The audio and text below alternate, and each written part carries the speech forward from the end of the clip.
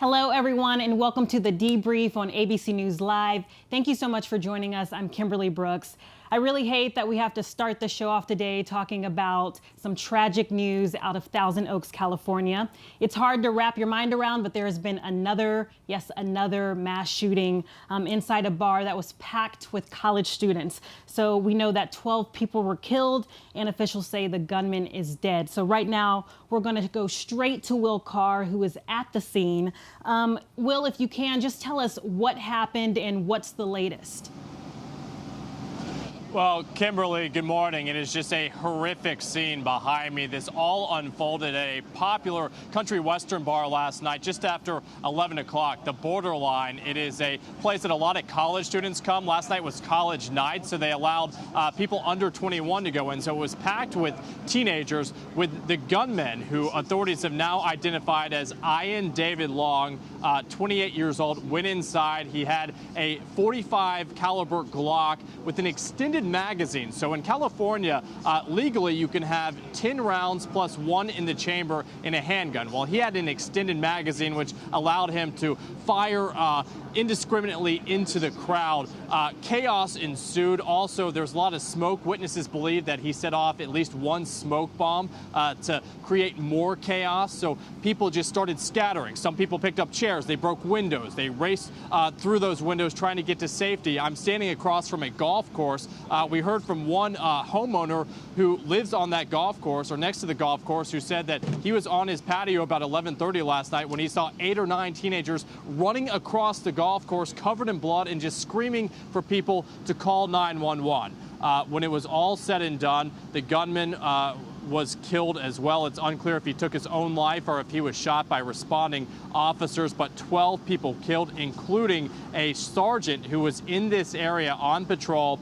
He was on the phone with his wife. He told his wife that he loved her. He ran inside, and he ultimately was shot and killed. His name is Sergeant Ron Helis. He's being called a hero, a cop's cop. He was a 29-year veteran of the Ventura County Sheriff's Department. And the sheriff here, who's actually retiring tomorrow, got quite emotional when talking about Sergeant Helis and the sacrifice that he made trying to go in. And he said, without a doubt, Sergeant Helis helped save lives. Kimberly. Wow, that is just terrible news to hear, hearing the details about all of this. Is there anything that we're learning so far about the investigation that's starting?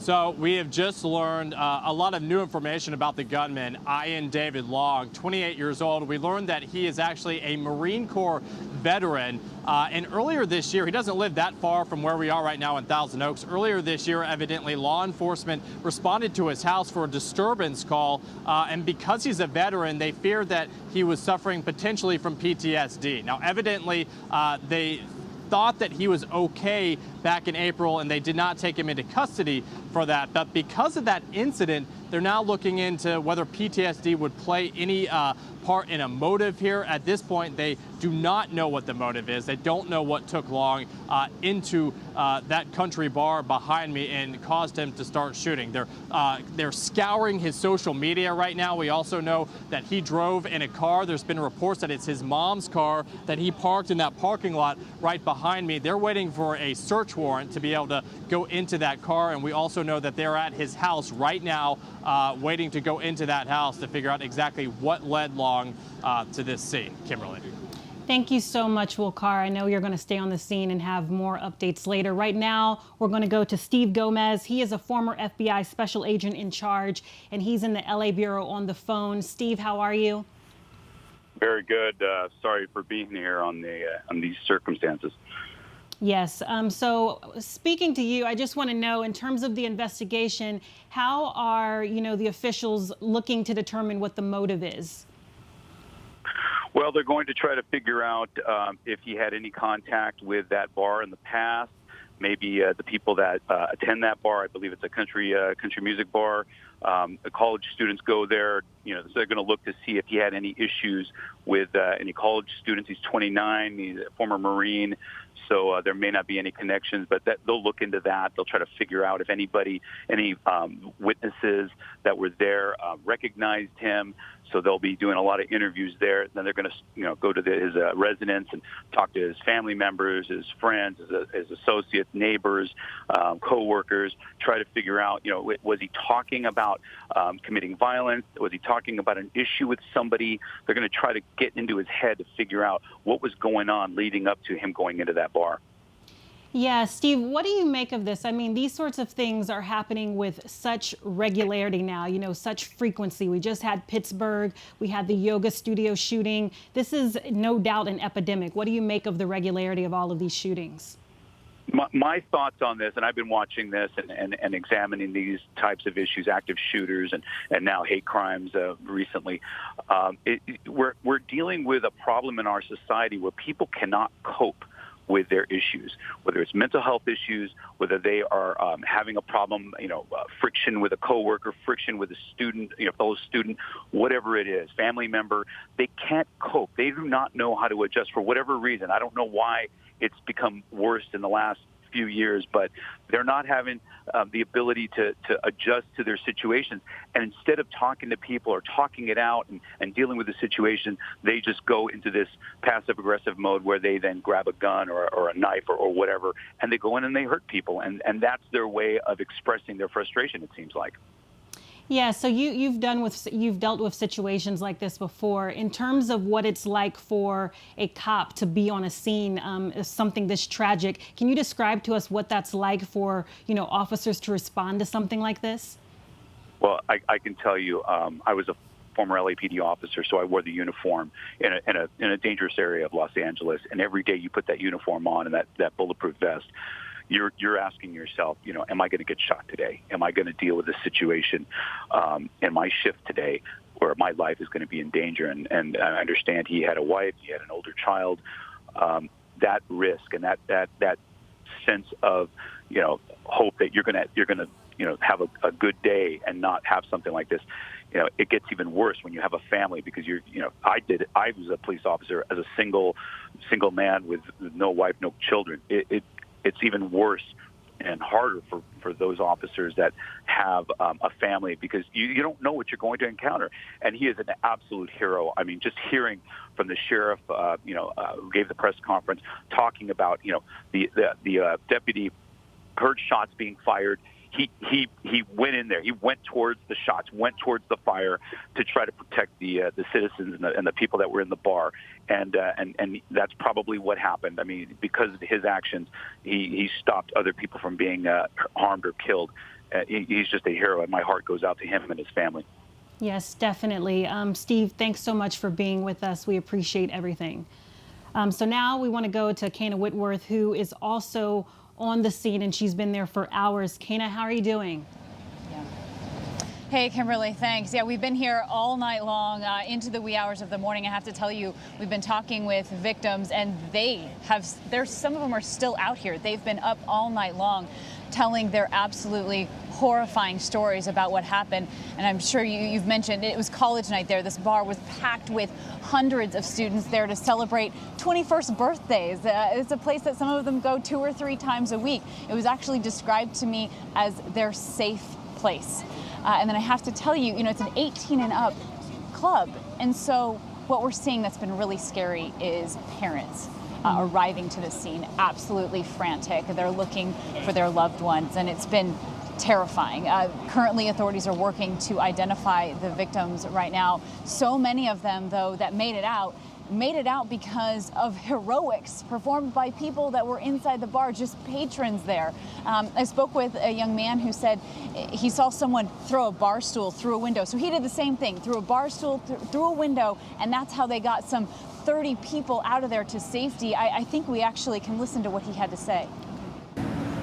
There's a bunch of us that were just looking for cover, and we were standing right next to a pool table, and so we got everyone behind the pool table and down, and then there was probably 6 or 7 of us guys just dogpiling over the girls that were beneath protecting us. them.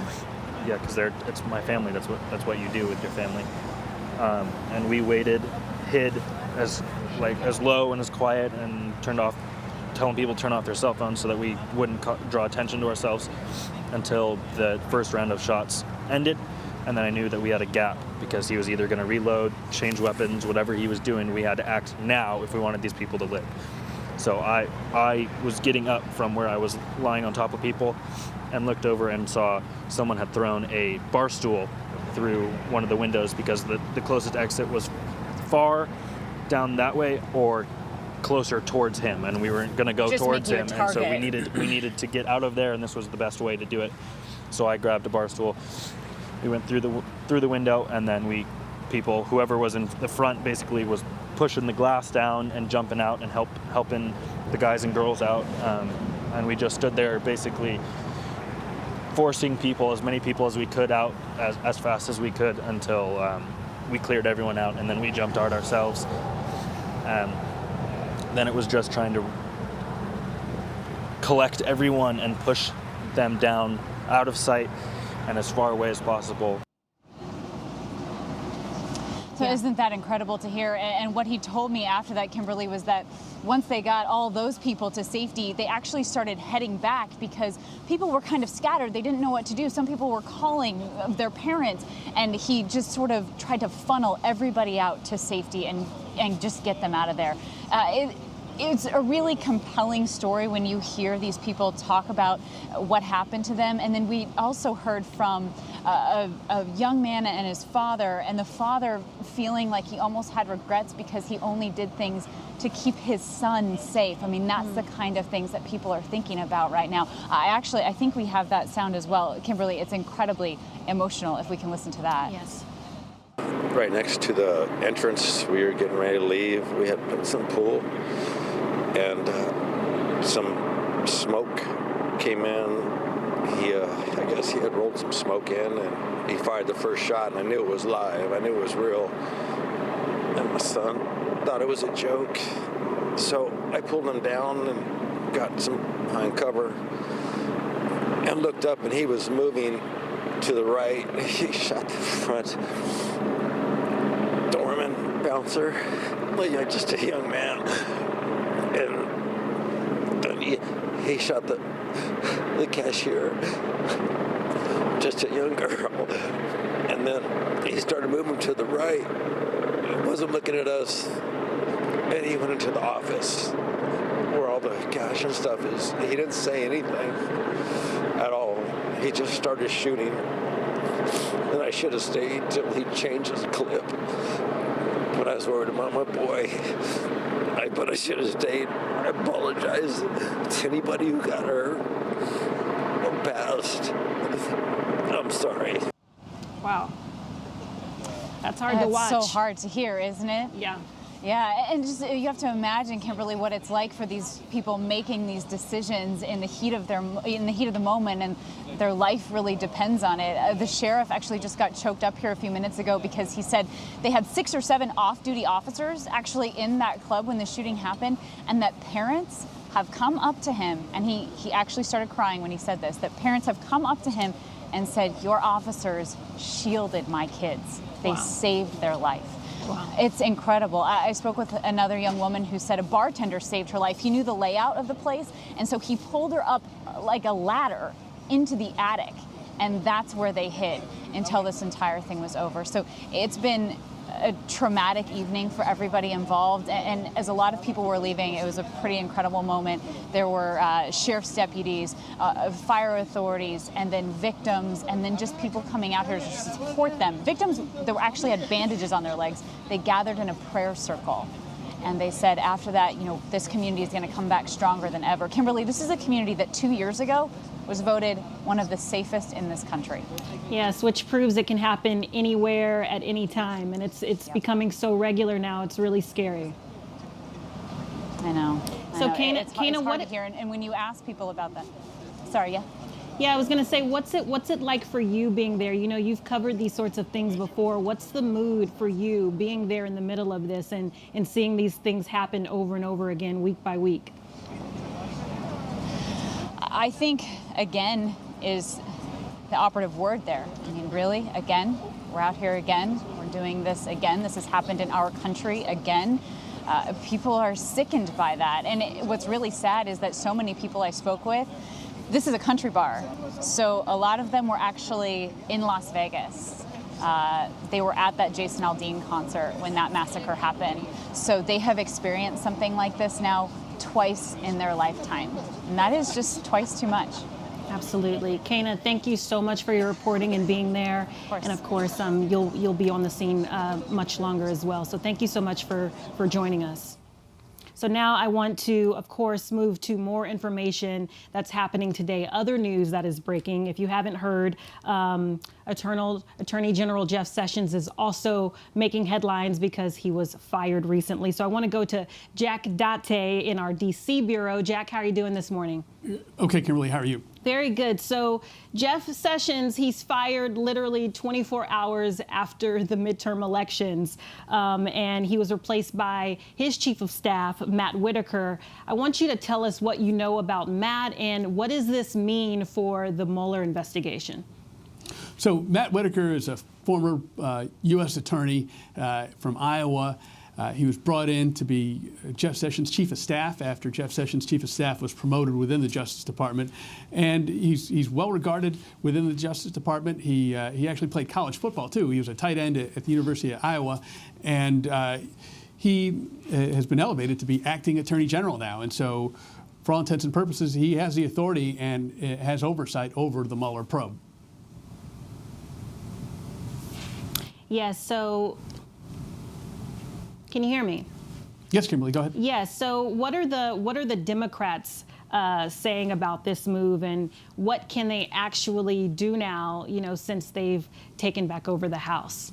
Well, so, Democrats have been somewhat critical of the appointment of Matt Whitaker as acting Attorney General in this role, because before he came back to the Justice Department, he was publicly very critical of the Mueller probe, and so, he's already on the record saying things about it. Democrats have questions about whether he's able to be objective about any decisions that he might have to make about the probe, since he's already been critical of it. And so that raises questions about whether he should recuse himself from the probe and whether he should really go through the kind of ethics investigation or ethics evaluation that the career attorneys might do in a case like this. And it's not clear that any of that's happening with Mr. Whitaker. So, Democrats are concerned about that. But as they take over the House, they'll have subpoena authority, and they'll be able to call him up for questioning, and he'll be under oath, and he'll have to testify about his decisions. And so, that may be the check on what he ultimately does and decisions that he makes regarding the Mueller probe. Well, it'll certainly be very interesting. Jack, thank you so much for joining us. We appreciate it. Sure thing. Yeah, so now we're going to go to Karen Travers, who's over at the White House. Karen, how are you doing?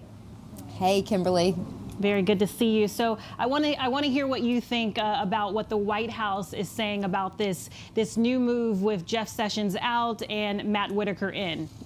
Kimberly, it was not unexpected that the president was going to push Jeff Sessions out of the Justice Department at some point. There have certainly been rumblings about this for weeks, months, even a year and a half. Jeff Sessions has been on the ropes since 2017 when he made that decision to recuse himself from the Russia probe. That became the source of the president's frustration when it came to his attorney general. Remember, it was just in September when the president did an interview and he said, "We don't have an attorney general." The next day at the White House, he was asked to clarify and said he doesn't always agree with Jeff Sessions on things and he'd like him to do more, but did confirm that he was, in fact, still on his job. The thing that was interesting yesterday, Kimberly, was that the president was asked about potential staff shakeup, including Jeff Sessions out at Justice.